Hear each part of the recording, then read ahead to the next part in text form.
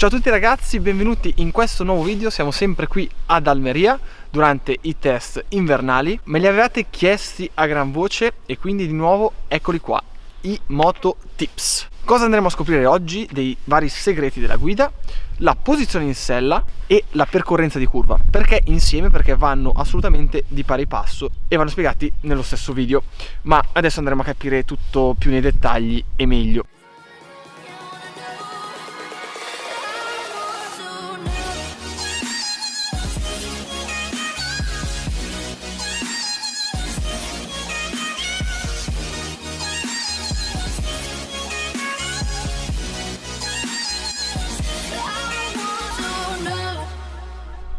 Bene, percorrenza in curva e posizione in sella. Ringrazio innanzitutto il mio compagno di team Andrea Mantovani che mi ha prestato la sua bimba per un pochino, visto che la mia è sotto i ferri.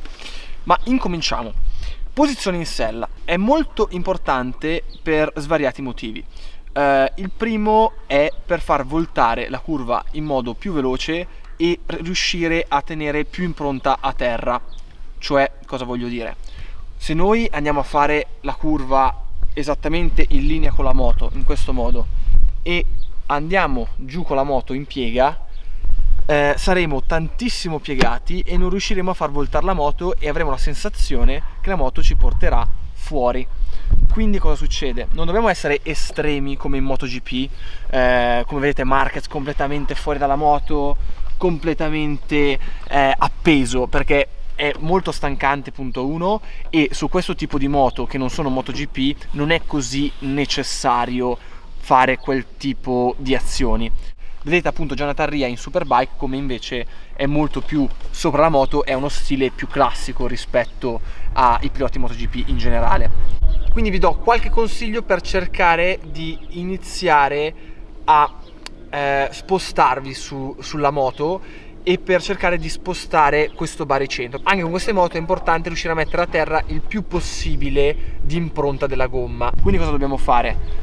Io ho dei punti di riferimento che adesso vi andrò a dire e serviranno anche voi per, diciamo, capire un po' il tutto. Quindi cosa consiglio? Innanzitutto essere abituati ad avere metà chiappa al di fuori della sella.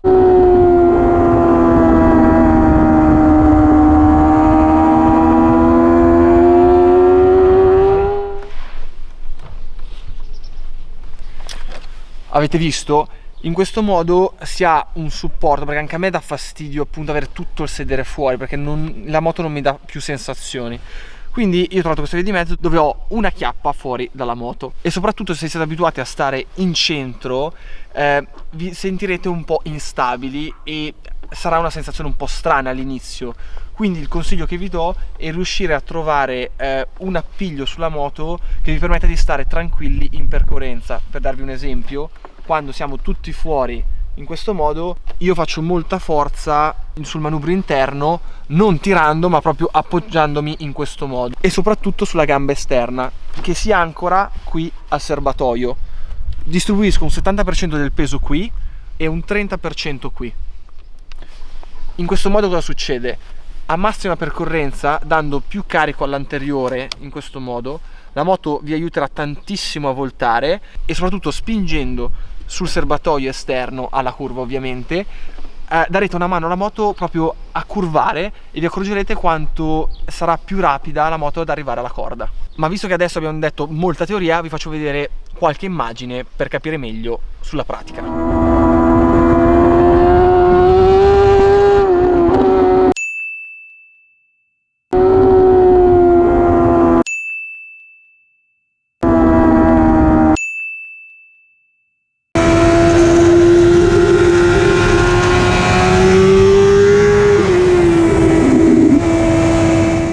La staccata l'avevamo già vista in un video precedente e adesso ci concentriamo invece sulla percorrenza. È molto difficile spiegarla così, ma cercherò di darvi semplicemente quelle impressioni che secondo me sono importanti da tenere a mente quando si approccia una curva.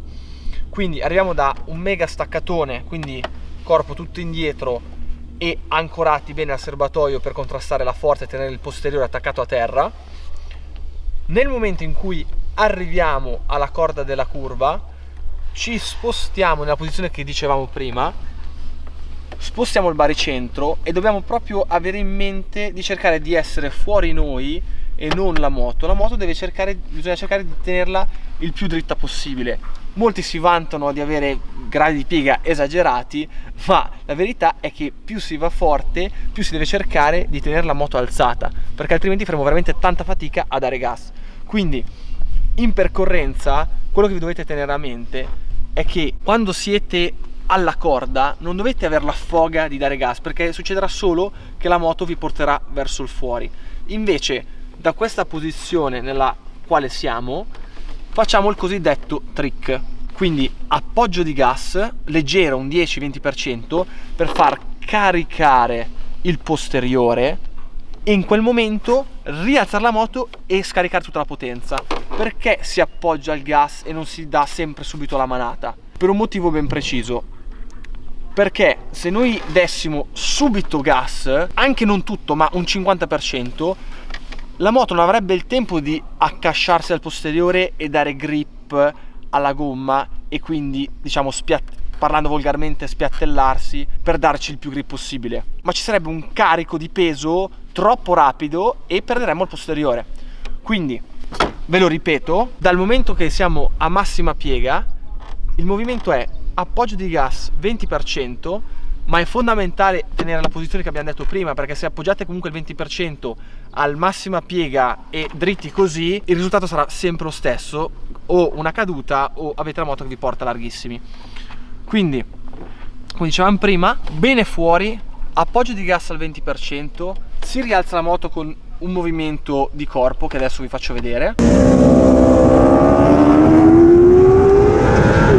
e dopo aver dato il 20%, aver caricato il posteriore, si rialza e si dà il pieno gas e vedrete come la moto è molto più pronta ad accogliere la potenza rispetto a dargliela troppo velocemente. Lui prima appoggia leggermente il gas e poi accelera tutto. Questo per caricare la ruota posteriore, darle grip e poi aprire. Io invece tendo ad aprire subito. Vedete infatti la sua riga blu prima si appoggia e poi sale, la mia invece sale subito. Anche qui prima si appoggia, poi sale, la mia sale subito. Poi lo sapete bene che è molto complicato attraverso uno schermo spiegare ogni minimo dettaglio e soprattutto essere molto precisi.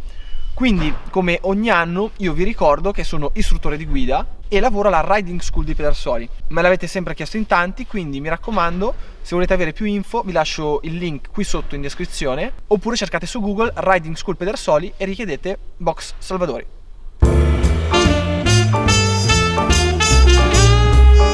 Ma vi assicuro che c'è un altro particolare che un sacco di gente non ne tiene conto, ma è fondamentale. Perché la posizione in sella non è solo nelle curve, ma è anche sul rettilineo. Io in tante prove libere vedo un sacco di gente che sta malissimo in sella, soprattutto nel rettilineo. Ma vi assicuro che stare con la testa fuori dal cupolino in questo modo per tutto il giro sono secondi su secondi.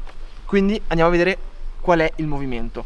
Dal momento che abbiamo fatto tutto quello che abbiamo detto prima, in percorrenza, eccetera, eccetera, apriamo, usciamo, siamo ancora in questa posizione, con la moto che sta tirando in avanti. Quindi cosa succede?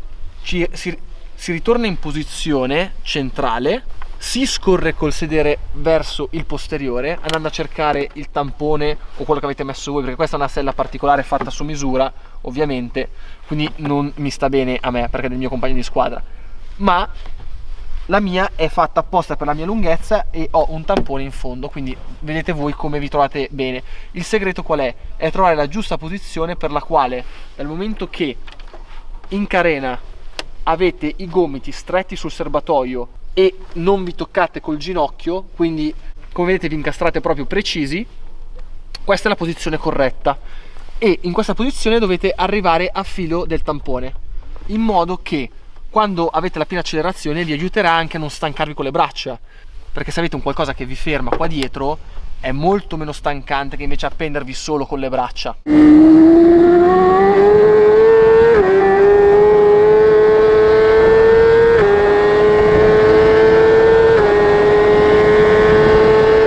Quindi ricapitoliamo: quando usciamo dalla curva ci rimettiamo in carena, cerchiamo il tampone, ci incastriamo come vedete con le braccia strette attorno al serbatoio, Per riposare un po' il collo si appoggia qui la mentoniera del casco, in questo modo. Ovviamente col casco sarete molto più sopra. E occhi nel cupolino.